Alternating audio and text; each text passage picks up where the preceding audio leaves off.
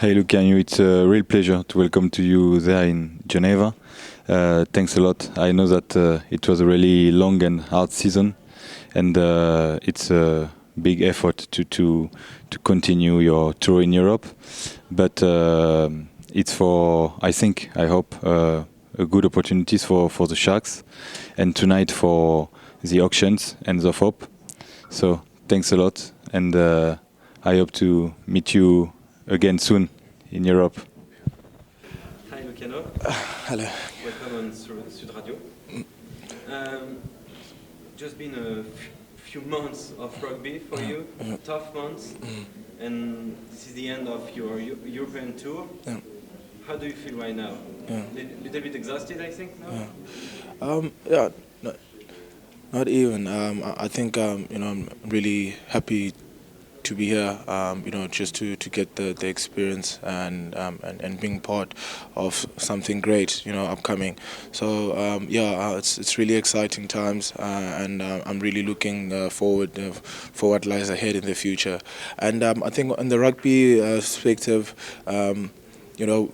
We've had our times. We've had a good international season with the team, and I think maybe we didn't finish where we wanted, but we're really happy where we were. And Europe was just a great experience, and I think we've enjoyed every moment of it. And even me being here, still getting to explore and know and enjoy Europe. So yeah, I'm really happy to be here. Yes, between your champion title in World Cup in Japan 2019, you haven't played at all like 1 year and a half. Yeah. And you start with Georgia and Lions and Irish, British and Lions too. Yeah. How did you manage this time, these months without rugby, without national rugby? Yeah. I think it was really tough times. I think being away from international rugby for 18 months, it's like the biggest nightmare you can ever have as a rugby player. But we found ways of making it work. In terms of the training, in terms of the camps we had prior to the international games, but obviously with COVID around, that as well got kind of disrupted. But I think we had a massive start, with Georgia into the British and Irish Lions, and I think we showed why we are the world champions and why we're currently #1 in the world rankings. Championship, it was an extended tour from the British and Irish straight to the championship, so we didn't really get much break in between. And yeah. Championship Brazil, playing one of the best teams on the Southern Hemisphere. It was really challenging. It was, a great outing for all the nations. But yeah, we've really enjoyed every moment. Being back into international rugby, and I think finishing it off, closing the year as being world ranked #1 is really humbling. Were you a little bit concerned about maybe losing your great level of the World Cup after all these months without playing? I think at times there was a concern. Where you've been away for 18 months and other international teams, playing that level, and there was a bit of concern on getting enough game time, sharpening up and and improving, and not knowing if you're still where you were in 2019. So I think the Georgia Test match, SAA games, the training in the camps, trying to push international standards, kind of give us a little bit of confidence. And when we played our first game against the British and Irish Lions, I think we saw that we were not far off, we just came back to our groove and we started performing as usual. Do you feel more, maybe even more, how can I say, proud of wearing this jersey? Yeah.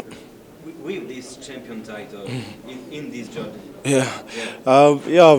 Definitely. I think playing for your country, you know, it's a massive thing, and going all the way and winning a World Cup, you know, representing your country, I don't know, like a World Cup is a very historical event, and having one, you know, under the belt, it's once in a lifetime opportunity for some athletes. Yeah, so I think representing my country, yeah, it's just a massive honor for me. Massive honor too to represent Sharks Rugby. You are the Sharks captain, and you are here in Geneva to build something like a link between Servet Geneva and Sharks Rugby team. Yep. I think this great idea of having a base in Geneva for whenever we're coming to play in Europe, you know, would be a massive asset for us. And I think while we check the facilities that we've been in, you know, the gym, the fields, recovery, you know, places, it's really amazing because you know, at times on tour, with the traveling, having to shift places to places just to try to stick to your program can be challenging at times. So having a base here, flying in and out, you know, the nice thing about Europe, almost, you know, anything is about 1.5-hour flights or 2-hour flights. So that will be really. Yeah, so it's, you know, like we can compare it to us back at home. It's like a provincial flight, you know, yeah, it's going to be really useful and helpful for us. Last question. You used to play Super Rugby, very huge competition, South Africa and New Zealand very far away, and now it's more, as I said, vertical geographically, in the same time zone. Yeah. But in Europe and South Africa, are you excited about this new competition? Yep. Yes? Yeah, I'm United USA? Yeah, I'm very excited. You know, that we'll be playing here up north, and I think even the style of rugby, we obviously need to adapt and see and make the changes if we really have to. And I think the last thing in the ULC, we're playing against a lot international players, and which I fairly believe it will help. I think individual players and the competition itself, and it's going to make us just a better team to be able to compete, you know, against teams here up north. So it's going to be nicer as well, I think, from the time zone perspective. Economically for your country in rugby. Yeah.